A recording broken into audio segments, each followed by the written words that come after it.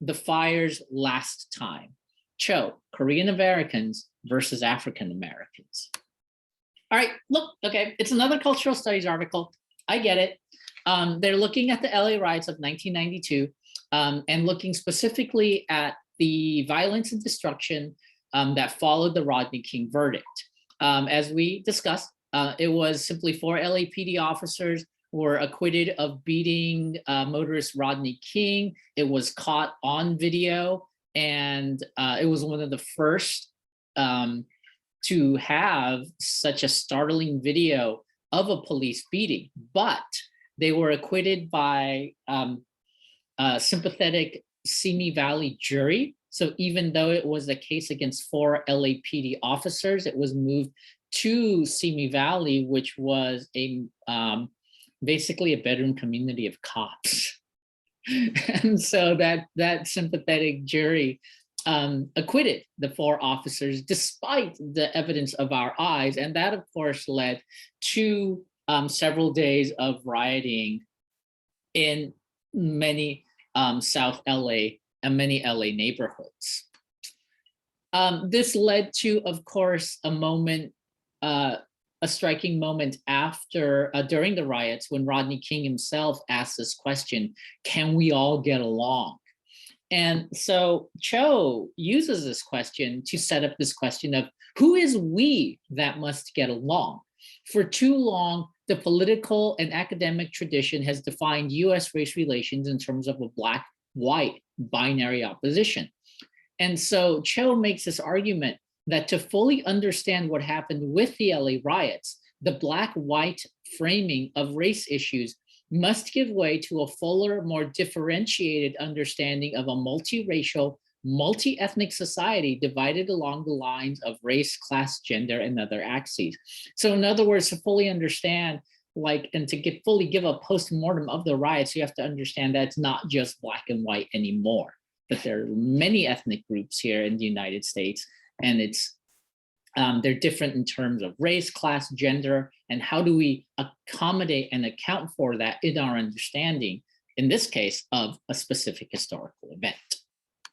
All right, so what she's going to do is she's going to offer 2 main points. Number 1, to basically explain the riots from the point of view of the Korean Americans and Korean American liquor store owners that became such an important image, or supposedly a way of understanding what happened during the riots. That image that I put on our canvas home is one widely circulated of these Korean store owners who took up arms to defend their stores against the looters that in that time.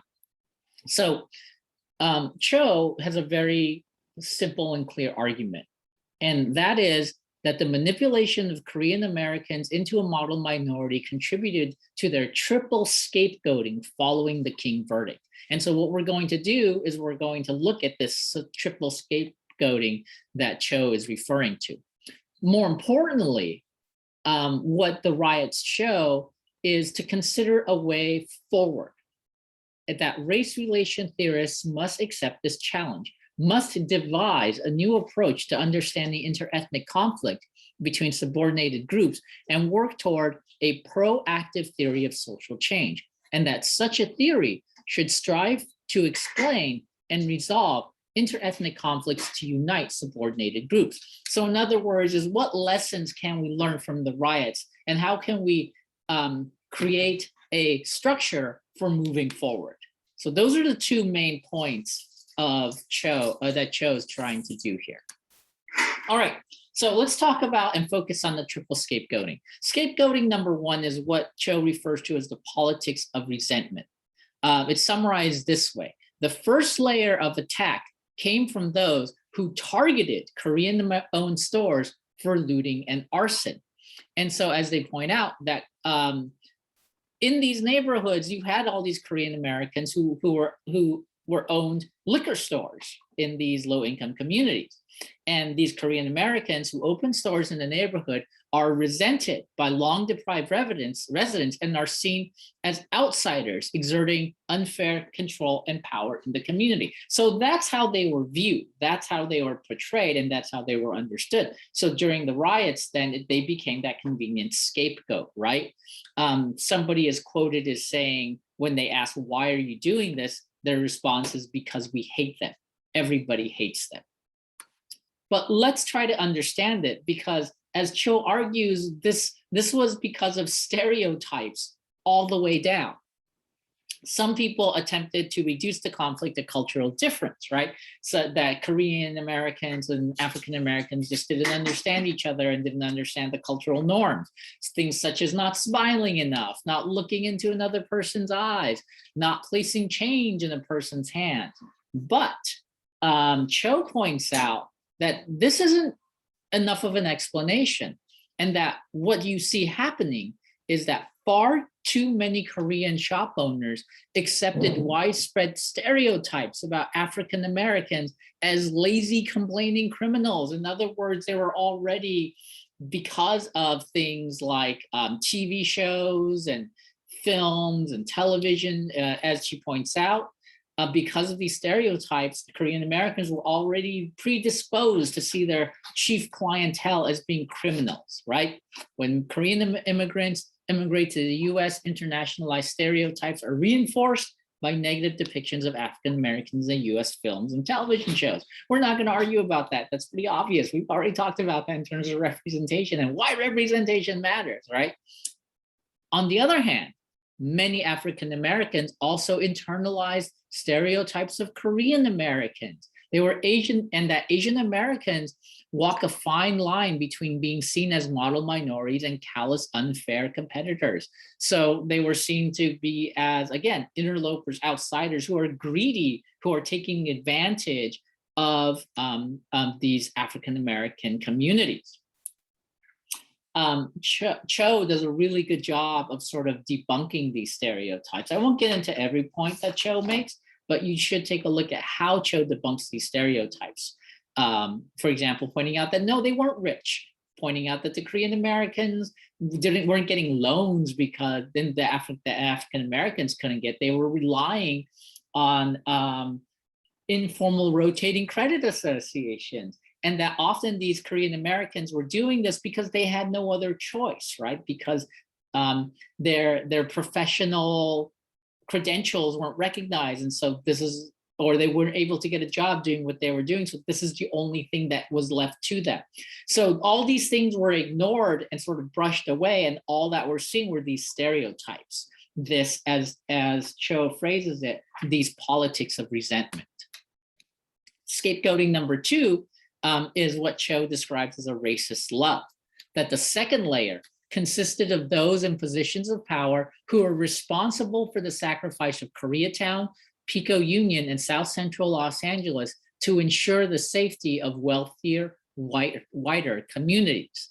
Cho points out, gives a timeline of how these communities weren't protected during the riots, and they thus forced these Korean Americans who were trying to protect their livelihoods, right? This was their life, this was their business, to sort of band together, bringing in guns, sitting on their rooftops, trying to defend their whole way of living, right? When it became evident that no police would come to protect Koreatown, Koreans took up arms in self-defense against other minority groups. And it points out, Cho is very clear about this, the LAPD made a conscious choice to stay out of neighborhoods of color that were at the most risk during the post-verdict rioting. And so here we learn, and this is where the scapegoating comes in, that in essence, the Korean Americans became more minority than model. That many Korean Americans mistakenly believe that they would be taken care of if they worked hard, did not complain, and contributed handsomely to powerful politicians. In other words, they were like, oh, look, we are the model minority, right? If we just do these things, keep our heads down, we'll be fine, right? This is America, and we are the model minority. However, Cho points out that a model minority is expediently forgotten and dismissed if white dominance or security is threatened. And then Cho also points out something that we've discussed before, right? That it has been that the model minority, the whole idea was historically constructed to discipline radical social movements demanding institutional change. And because of this genesis, the embrace of Asian Americans as a model minority is an embrace of racist love. That is a love, not real love, but love born out of racism. And they have a footnote if you want to look at that a little bit more. So that's a second scapegoating, right? When the police didn't protect Korean Americans. And finally, the third scapegoating came because of the media. The final scapegoating came at the hands of the media, eager to sensationalize the events by excluding Korean perspectives from coverage and stereotyping the immigrant community. And Cho further points out that the exclusion of Korean Americans and Asian Americans from mainstream media analysis allowed for distorted stereotypes to be perpetuated of Koreans as smiling gun-toting vigilantes and African Americans as vandals and hoodlums. So the mainstream media then presented this sort of very simple,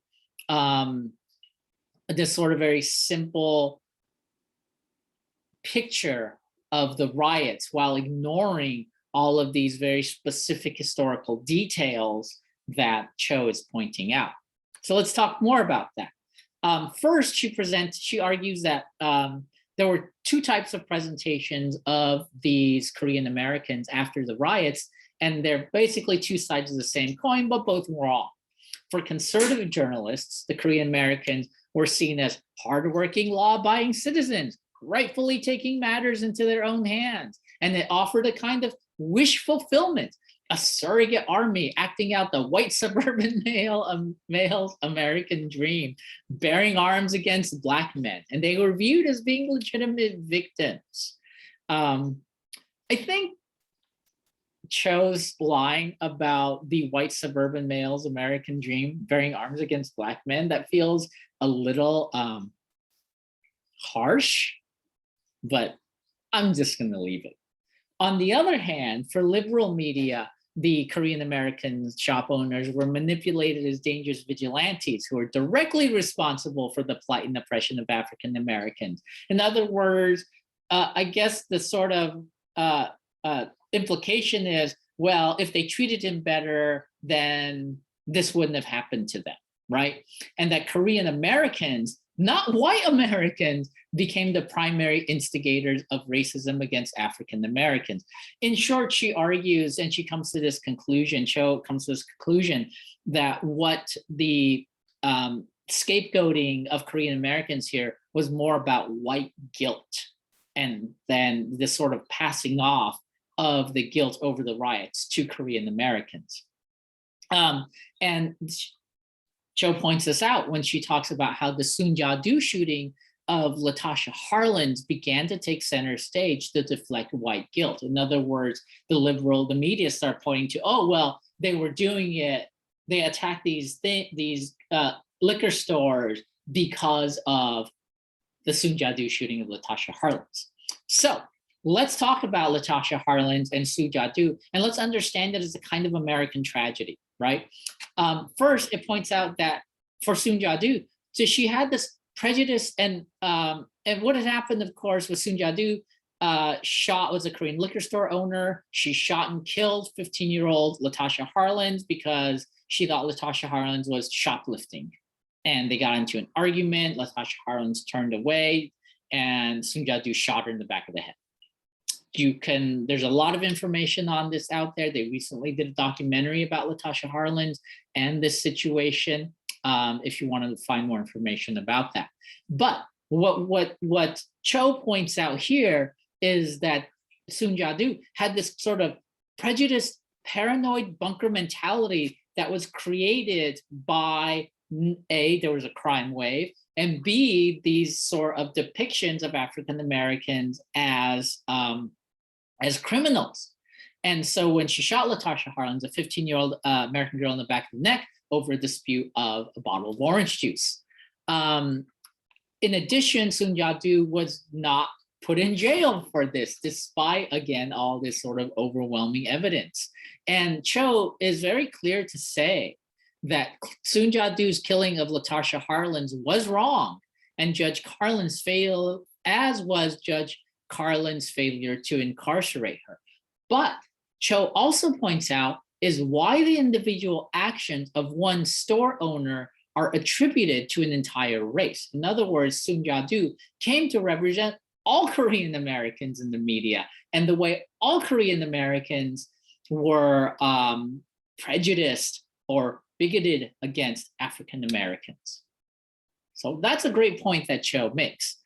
She points out then that what happened with the Soon Ja-doo case was that the black-white tensions resulting from the Rodney King beating and verdict became the filter through which the Latasha Harlins killing was mediated. In other words, as much as they talked about Rodney King, suddenly it's the Soon Ja-doo case made the Latasha Harlins killings was viewed in terms of the Rodney King beatings. In other words, they were treated that they could say, oh, well, this set this up. So the Rodney King verdict became the way to understand the Soon Ja-doo case. You're like, oh, well, now that it makes sense. And so it provided a historical perspective. And arguably, Cho says that's wrong. That's not right at all.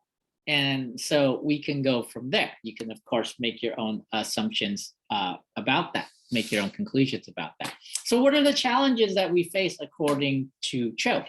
Well, first, we have to move beyond the construction of US race relations as binary oppositions of black and white, right? She points out, although Chicanos, Latinos, and Asian Pacific Americans are the fastest growing immigrant groups, the oppositional black-white character of the race relations debate excludes discussion of the colors in the middle, now inexorable parts of the black-white spectrum. She talks about how the ubiquitous internalization of the model minority myth by the general population and academics lead to the invisibility of Asian Americans in the racial landscape, something that we've talked about many times before in many different ways. But you can see, again, this is that sort, it not only is America, Cho argues, stuck on sort of seeing race as only black and white, but the Asian Americans aren't even part of that picture or that understanding. So Cho talks about structural analysis, right? And talks about how there's a failure of structural analysis to account for, to understand race relations in the United States and to understand the LA riots. So there's something wrong with structural analysis. So you may be asking, well, what is structural analysis? Well, basically, it's a theory. And what they do is they emphasize the basic characteristics or structure of a social system. It emphasizes similarities and the patterns of racial domination and exploitation experienced by people of color and distinguishes their incorporation into the US from the process of immigration and assimilation by which European immigrants were incorporated into a nation. That's in her footnote. But I guess the whole point is that structural analysis is a way of understanding racism as a result of these structures, right? That it's sort of built in and baked into the way society is built. People will say, because what that does is it removes racism from just individual attitudes, like, oh, I'm racist or that person's racist. But it says that racism is because of laws or policies or the way things are organized. So it's a lot of this, that things happen because of these larger structures. And of course, this structural analysis there is rightly a critique of institutional discrimination, historical racism, and modes of economic production.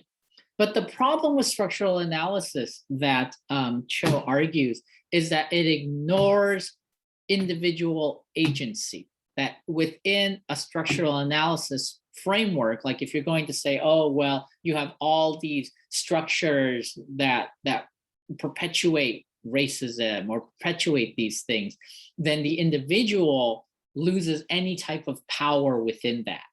Cho summarizes it like this, that structural analysis often face problems in contextually understanding their subjects as actors possessing agency. And usually these subjects are people of color. And so in structural analysis, these people of color have no power. They have no agency. They have no ability to make change. And it summarizes in this way. Too often, the system is seen as all determining, so that forms of resistance, such as innovation, negotiation, and rebellion, are not taken seriously. So that's the problem with using structural analysis to try to explain race relations in the United States. So what's the answer? A theory for action, a theory for social change is what Cho is arguing for. In other words, to emphasize the experiences and conditions of the oppressed and those working directly to improve those conditions, that they must work, the academics must work with communities, and that there must be a more open-ended, qualitative approach to conduct community-based research, and to really listen to the voices of the subject being studied, to position people of colors as actors in the research who can provide real insight. And in other words, what Cho wants to see is really a new theory and praxis of empowerment in order to bring about this change. And that is hopefully the hopeful note that we will end on for today.